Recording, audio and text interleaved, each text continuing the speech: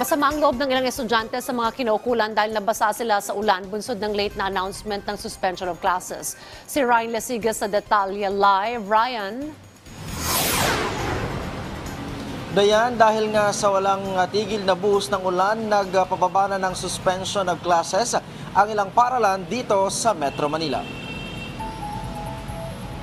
Alas 6 pa lang kaninang umaga pero pauwi na ang karamihan sa mga estudyante dito sa President Corazon Aquino Elementary School.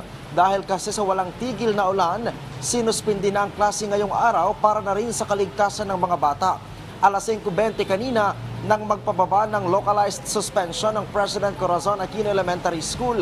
Pero dahil alas 5:40 nagsisimula ang pasok dito, karamihan sa mga estudyante nakapasok na kahit malakas ang buhos ng ulan.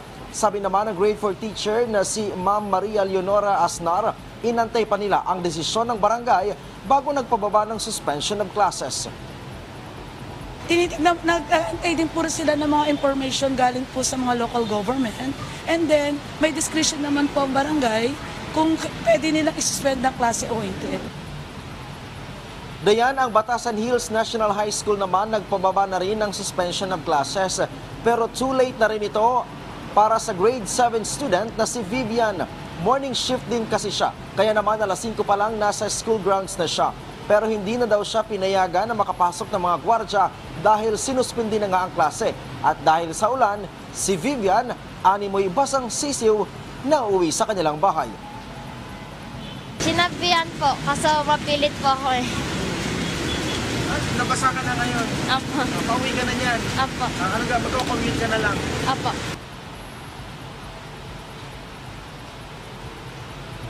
Dayan, ang Quezon City LGU pinaubayan na sa mga paaralan ang pagsususpindi ng pasok ngayong araw.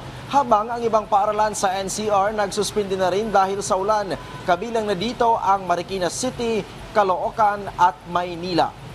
Dayan, hanggang sa mga oras na to ay wala pang ipinapababang suspension of classes ang as a general yung lokal na pamahalaan.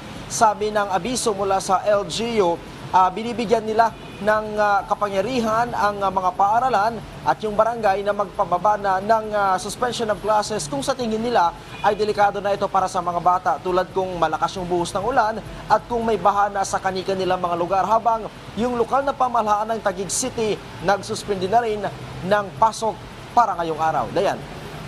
Right, ingat sa ating mga mag-aaral. Maraming salamat sa report, Ryan Lasigas.